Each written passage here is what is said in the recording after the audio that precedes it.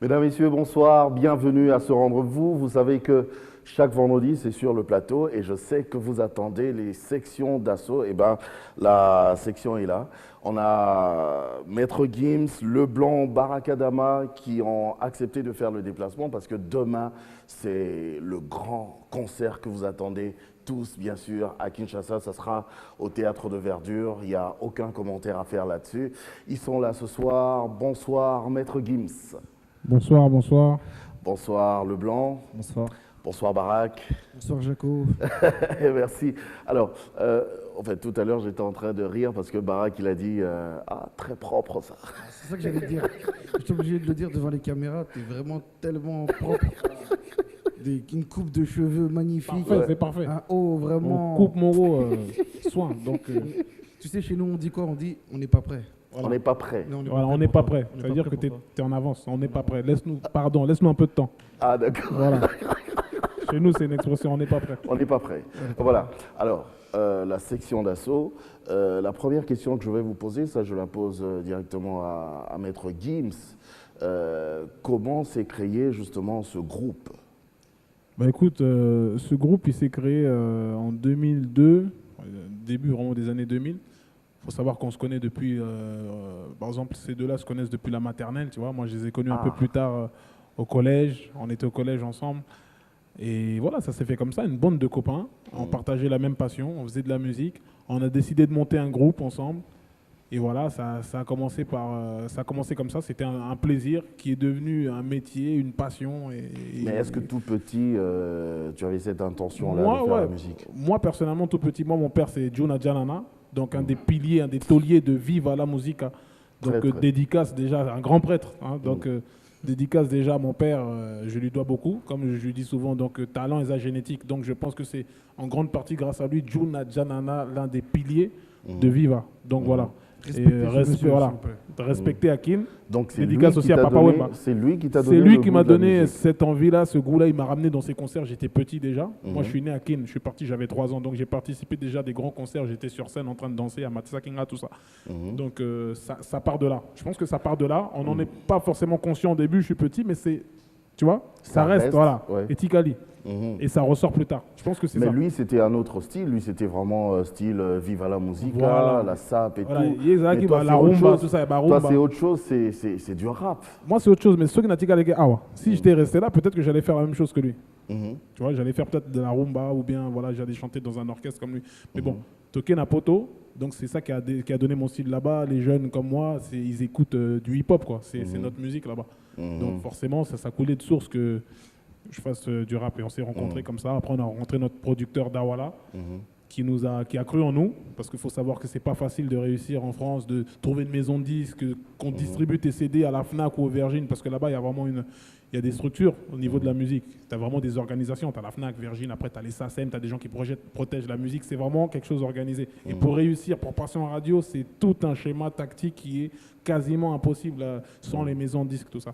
Dawala, qui est notre producteur, a cru en nous. C'est lui qui a commencé à mettre des sous de sa poche, etc., qui a cru en nous. On était une bande, on était 8. Là, c'était en 2002 déjà 2002 déjà. Enfin, non. 2002, c'est pas à ce moment-là qu'on a rencontré Dawala. Là, c'est le moment où vraiment le groupe il s'est formé. Dawala, c'était un peu plus tard. Ah, d'accord. Alors, Leblanc, toi, quand on te regarde, tu fais... oui, lui, il est très propre aussi. Hein. On n'est pas prêt, on n'est pas prêt. Je me suis inspiré de vous, de votre peuple, et je parais ridicule quand je vous regarde. Alors, bah oui, mais toi, tout petit, tu avais toujours aussi l'intention de faire la musique? Bah non, j'ai pas eu la chance d'avoir un père dans la musique, mais bon, bien qu'il en fasse comme ça par passion, ça n'a pas été son métier. Après, je pense que c'est plus l'amour de faire des belles phrases qui m'a ramené dans le rap, et puis cette passion commune justement. Donc on partage tout ça, et puis tous les enfants, je pense qu'ils sont très attirés par la musique, sans être fils de chanteur. C'est notre plus grand public, c'est des êtres qui sont très sensibles à la musique, qui dansent.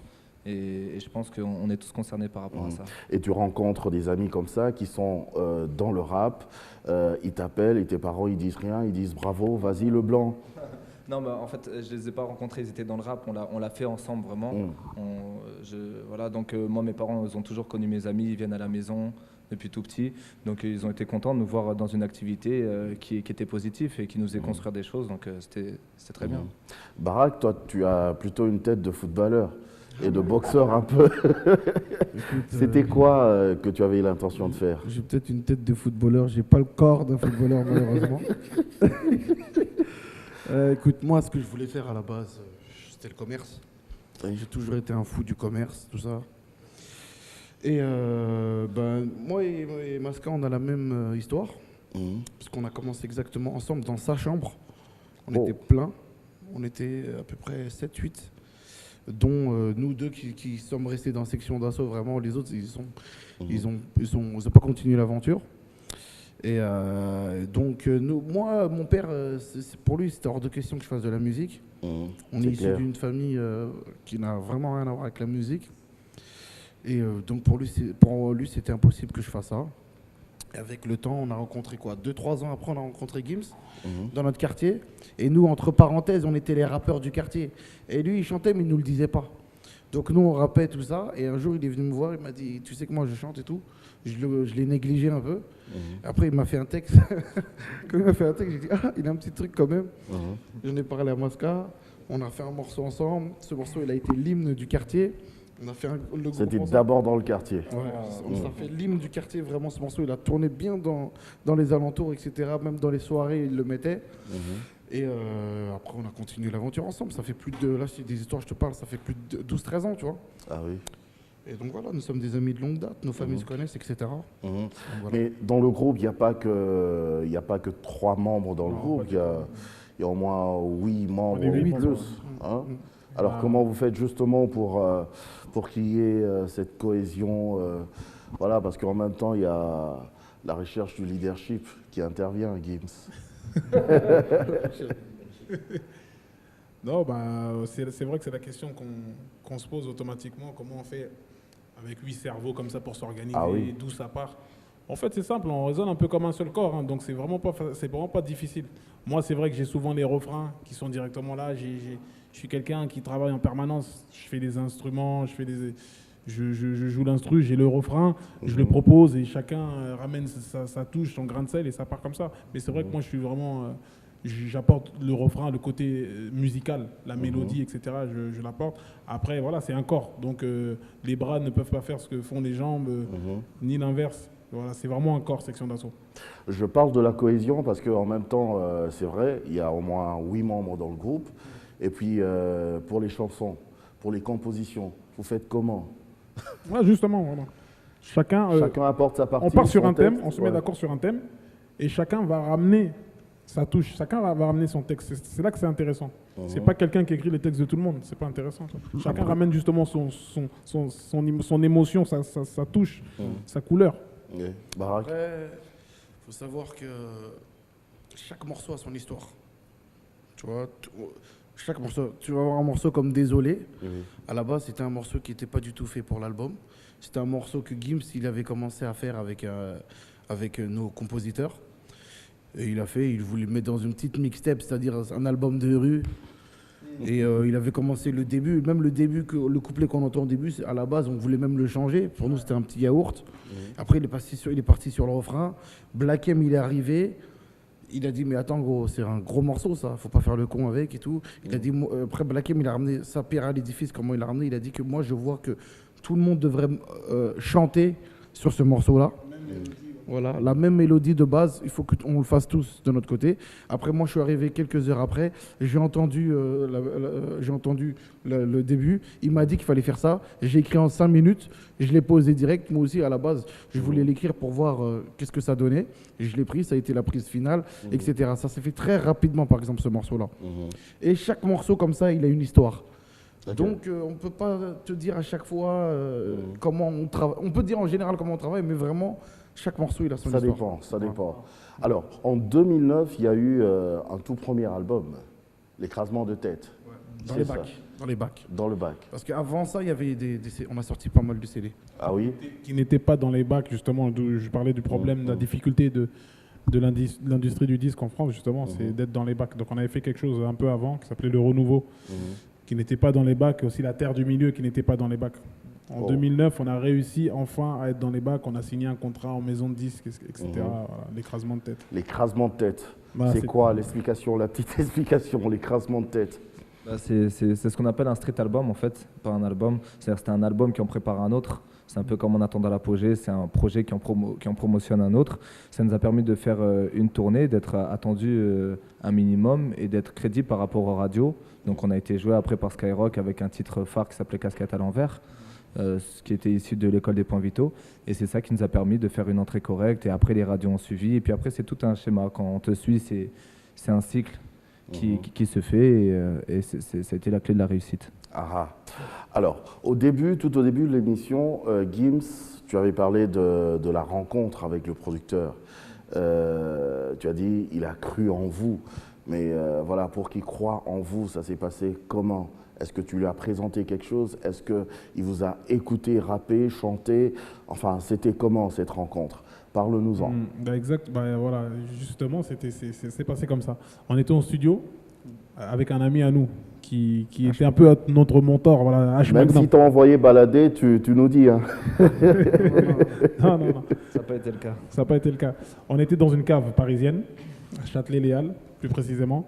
Voilà, on était là. Et notre ami préparait un morceau avec l'un des artistes de Dawala.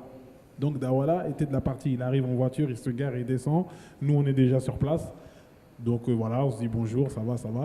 Et là, on voit Dawala avec des artistes à lui, DRY et Demowan de la Mafia Quinfri, Intouchable. C'est un groupe de rap très très connu. Donc ils sont là. Et nous, on était dans l'optique toujours de partir en guerre avec les artistes, commencer à rapper devant eux, leur montrer ce qu'on a dans le ventre pour qu'ils voient on avait cet esprit-là de guerrier de la musique. Donc on ne laissait pas passer un artiste comme ça sans faire un freestyle, sans lui montrer ce qu'on valait, etc. Donc c'est parti comme ça. Dawala, il était dans une pièce, voilà, on a fermé la porte, on a lancé on a lancé la musique. Je suis parti en premier, je me rappelle, je crois que je suis parti en premier. Allez, j'ai lancé mon meilleur texte. J'ai lancé mon meilleur texte, mes meilleures phases, les meilleures mélodies. Il était choqué. Donc là, il s'est choqué. Après, il y a je sais pas qui, Lefa, il a enchaîné, Adama, tout le monde a enchaîné. On a enchaîné. Chacun a enchaîné son couplet. Donc il était, comme on dit l'expression en français, sur le cul. Et vous le saviez que c'était un producteur, que c'est quelqu'un qui pouvait vous aider? Non, on savait. Nous, on savait déjà un producteur, mais tu sais, l'ami dont il a parlé, H. Magnum, il nous a déjà prévenu que lui, c'était un producteur. Il nous a dit, vas-y, mettez la gomme. Mais donc, nous, quoi qu'il arrive, on allait freestyler. Mais en plus de ça, c'était un producteur qui recherchait. Donc, on a mis la gomme ce jour-là. Voilà. Et c'était quoi le morceau ce jour-là dans le studio? C'était un freestyle. Moi, j'aimerais bien que vous le fassiez là, sur place. Il faut savoir même si on s'en rappelle surtout. Est-ce qu'on s'en rappelle même? C'était il y a longtemps. Ah oui? Je ne pourrais pas dire quel texte j'ai sorti. Il y a une particularité donc c'était du dans freestyle. Le rap. Voilà, c'est de freestyle. Donc, ok, alors vous pouvez me faire du freestyle encore maintenant? Peut-être juste pour moi? On verra ça. En fin d'émission maintenant? C'est comme vous voulez. En fin d'émission, c'est toi qui es bien coiffé aujourd'hui, c'est toi qui dois nous dire. Alors, il y a les questions des téléspectateurs qui arrivent déjà. Il y en a un qui a demandé, c'est quoi l'histoire autour de la casquette à l'envers? Casquette à l'envers, c'est un titre qu'on avait déjà bien avant qu'on fasse l'album L'école des points vitaux en 2010, où il y a justement le titre Casquette à l'envers. C'est un thème qu'on avait remis au goût du jour et qui collait bien avec ce qui se passait un peu politiquement en France, avec la politique française, etc. Avec une dame de la politique qui s'appelait Nadine Morano, qui avait un peu des propos qui n'étaient pas très acceptables au niveau des jeunes en France, etc. Qui disait quoi? Elle disait justement que...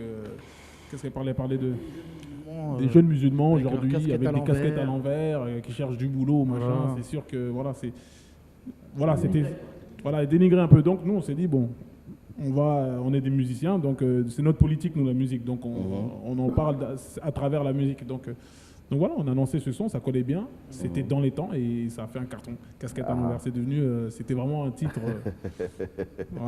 Voilà. Alors, il y a une autre question, c'est quoi la couleur préférée de Gims et Barak? Barak, puisque tu es là, je commence par toi. Le vert ou le bleu, les deux quoi. Et Gims? Moi, quand je m'habille, j'aime bien la combinaison du noir et rouge, j'aime bien, ou le bleu. Ok. Voilà, c'est bleu. Alors pourquoi l'EFA n'est pas présent à Kinshasa? Pourquoi il n'est pas venu? Le FA, en ce moment, bon, il a eu vraiment un empêchement, c'est personnel, au niveau de sa famille, tout ça, les enfants, il a eu beaucoup d'empêchements, des difficultés, il regrette beaucoup de ne pas être là. Donc voilà, bon, c'est vraiment privé, c'est sa vie privée, mais voilà. Et comment avoir vos t-shirts? Les t-shirts seront en vente, il y aura un stand au théâtre de Verdure demain, il y aura un stand, donc des t-shirts seront là, ils seront disponibles, il n'y a pas de souci. Ah, d'accord. Alors, c'est pour une première fois à Kinshasa. Toi, il n'y a pas de problème parce que tu es né à Kinshasa. Hein. Ça fait longtemps que je vais. Ça fait longtemps, tu es parti, tu avais 3 ans. J'avais 3 ans, ouais. Bah oui, mais pour les autres, pour le blanc par exemple. Ah tiens, déjà pour commencer, le blanc, pourquoi on t'appelle le blanc? C'est pas compliqué, c'est parce que je suis le seul blanc du groupe. De toute façon, ça vient d'un personnage très charismatique qu'on appelle Barakadama, qui donne des noms, qui lance des modes comme ça, sans le vouloir naturellement. Donc il m'a appelé le blanc un jour et puis après c'est resté. Voilà. Alors c'est pour une première fois à Kinshasa. Qu'est-ce qui t'a plu? Qu'est-ce que tu as vu? Et c'est quoi justement cette émotion que vous avez ressentie? Je commence par Gims. Eh ben, on voyage beaucoup en Afrique, on a fait pas mal de pays d'Afrique, donc voilà, je connais l'Afrique, mais là c'est Kinshasa, donc c'est mon pays d'origine, ça fait 23 ans que je ne suis pas revenu, et voilà, je me sens vraiment, déjà qu'en Afrique je me sens chez moi, que ce soit au Cameroun, au Sénégal, au Mali, n'importe où, là je me sens vraiment chez moi, les gens me montrent que voilà, moi Namboka, Ozongi, tout ça, voilà. Voilà, c'est exceptionnel. Et le blanc, tu n'es pas Mboka, mais comment tu te sens?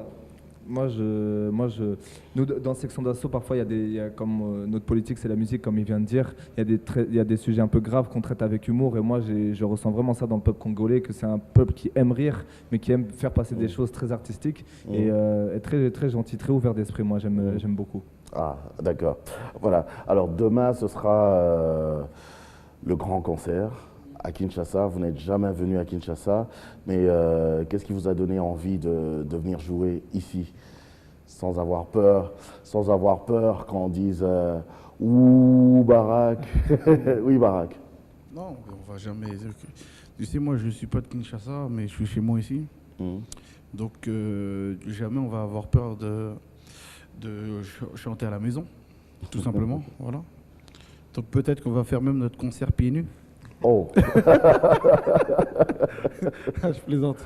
Ouais. Voilà, on est chez nous, il n'y a pas de problème. Il y a déjà combien d'albums jusque-là que vous avez sortis? On a sorti combien d'albums? Albums. Des projets. Des projets, des projets projets sur Internet. Il y a eu une mixtape sur Internet qu'on a mis téléchargeable où il y avait beaucoup de sons inédits, donc on peut considérer ça comme un projet. La chronique du 7.5. Il y a eu la Terre du Milieu qui s'est vendue main à main. Il y a eu le Renouveau. Il y a eu l'écrasement de tête, l'école des points vitaux. Et la chronique du 75. Du 75 volume 2. Il y en a tout plein parce qu'en même temps, il y a des albums qui sont. Ouais, ça fait 7 projets. Triple disque de platine, disque de platine encore. Bah là, l'apogée est quadruple disque de platine.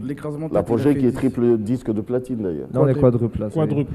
On arrive à 500 000 bientôt à disque Regarde, de diamant. Disque d'or. Je suis pas prêt. L'écrasement de tête, il a fait disque d'or. Ouais. L'école des points vitaux, il a fait triple disque de platine. Les chroniques du 75 volume 2, il a fait double disque de platine. L'apogée actuelle, il a fait quadruple disque de platine. Voilà. Wow. C'est énorme. Voilà le palmarès. Alors, comment vous arrivez justement à gérer ce succès-là? Parce que c'est énorme. C'est en même temps beaucoup d'argent et c'est le succès. Et il y a le regard des anciens amis aussi. On va dire qu'on essaie de voir ça comme une aventure qu'on réussit. C'est surtout l'histoire d'une bande de potes qui arrive à concrétiser ses rêves. Donc on est content et on essaie de ne pas tout gâcher justement en s'emballant trop. Est-ce que vous avez l'intention de continuer encore? Est-ce que à 50 ans on pourra retrouver le groupe vivre, hein. Oui. À 50 ans vous serez toujours là? J'aimerais bien voir ça. J'aimerais bien voir ça. Dieu qui connaît l'avenir, on ne sait pas. J'aimerais bien voir ça à 50 ans. Je sais pas. En tout cas, il y a une question directe comme ça là. Il y a d'ailleurs Number One qui vous pose cette question-là. Il est en train de vous suivre. Qui ça? Number One. Number One. Yes. Non. Yende Kolo Masolo. Ah ok. Kolobor. Le boss quoi. Voilà le boss. Il pose la question de savoir c'est quoi Wati B. Watibé, c'est notre label. Donc un label, c'est une mini maison de disques, on va dire. Et dans ce label, il y a le groupe Section d'Assaut, il y a DRY aussi, l'artiste DRY. Il y a The Shin Sekai, c'est mon petit frère encore qui est en dessous qui chante aussi. Oh. Et d'autres artistes encore. Et Watibé, ça vient du dialecte Bambara. C'est un diminutif de Waratibé, qui veut dire tout le temps, nos limites, en permanence. Ça vient c'est tous les mots, les synonymes. Donc ça veut dire ça, c'est notre état, every time. C'est notre état d'esprit, tout simplement. Ok. Donc, voilà, ça vient de la Watibé. En même temps, c'est notre marque. Voilà, c'est tout ça. Attends, essaie de mettre ça dans une phrase. Wati Jaco. Voilà, j'étais avec Wati Jaco, ça s'est Wati bien passé. On a passé une Wati soirée. Voilà. C'est comme ça Alors demain, ça sera Wati Show. Ça sera Wati Show. Il est Wati bien sablé. Il est Wati swagé. Osa Wati swagé. Je suis Wati bien swagé. Dernier brief. Et après, normalement, quand tu dis ça, tu dis Wati bien swagé, tu dois chipper. Voilà. Tu dois faire ça. Ah, tu dois chipper pour dire t'es trop loin. Non, là, je suis pas prêt. Voilà, écoute, il y a des questions, il y a d'autres questions des téléspectateurs. Voilà, il y a un qui dit pourquoi Gims n'enlève jamais ses lunettes? Alors, tu réponds directement. Hein. Ouais, bon, c'est pour garder une part d'intimité de ma vie. De mystère. Voilà, de mystère. Je peux sortir tranquillement, j'enlève ma casquette, mes lunettes, on a du mal à me reconnaître. Je peux encore aller faire des choses comme des gens normaux, quoi, tranquille. C'est pour me cacher un peu. Voilà. C'est mon déguisement, c'est mes outils de travail, quoi, tout simplement. Et Barak, une autre question, est-ce que ça vous inspire aussi de tourner un clip à Kinshasa? Ça, c'est toujours un téléspectateur. Bah écoute, ça jamais, c'est bien sûr que ça nous montre-nous l'endroit qu'il faut, l'endroit de rêve, on va le faire. Hein. Que ce soit à Kin ou que ce soit à Porto Rico, aucun problème. Aucun problème. Ouais, aucun problème. Ok. Alors le blanc, la dernière question du téléspectateur, du moins pour le moment, c'est quoi la signification du nom Section d'Assaut? Bah, c'est simplement un groupe. Il doit y avoir une histoire derrière tout ça aussi. Hein. Bon, elle n'est pas très profonde, quoi. Ça.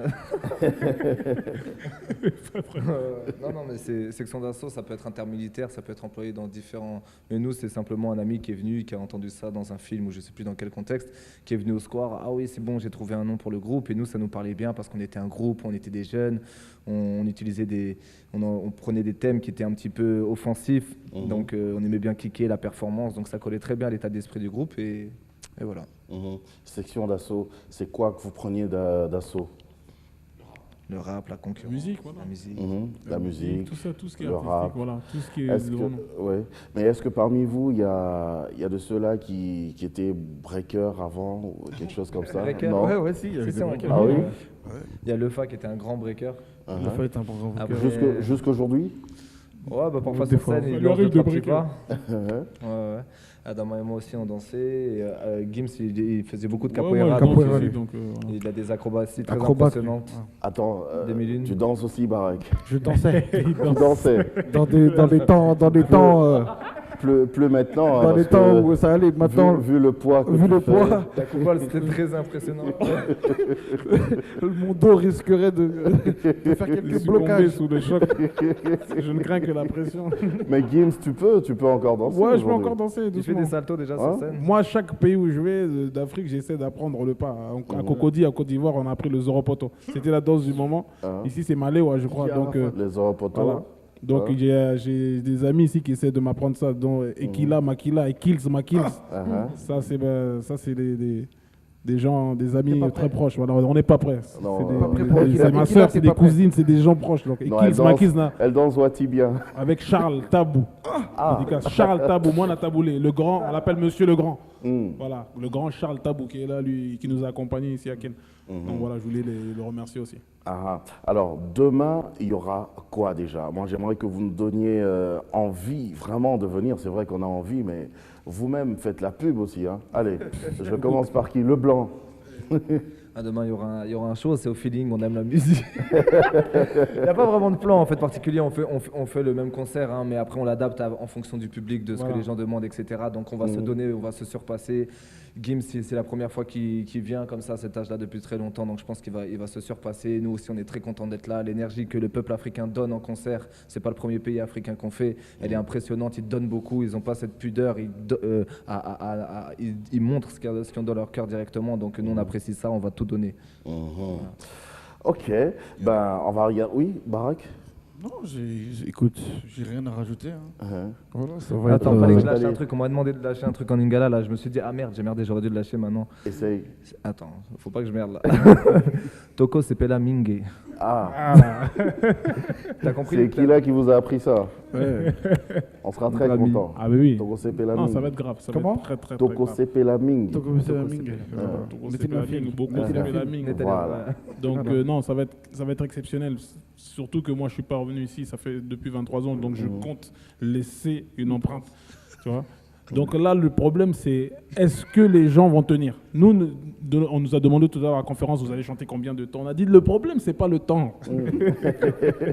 Le problème, c'est pas le temps, c'est Bango. Est-ce que Bino, elle est où la caméra? Est-ce que vous allez supporter? Beaucoup supporter. Chaleur, ambiance. Problème, c'est Bino. Est-ce que vous allez supporter? Tu vois? On veut connaître finalement vos sources d'inspiration et les différents thèmes que vous exploitez dans vos chansons. Cette réponse, elle va être vague parce qu'on s'inspire de tout. Tout ce qui est bon. Bon et mal aussi, hein. Non? Non, mais en termes musicalement, je dirais. Après, je parle pas des thèmes. En termes de thèmes, bon, on s'inspire de la vie. Ok.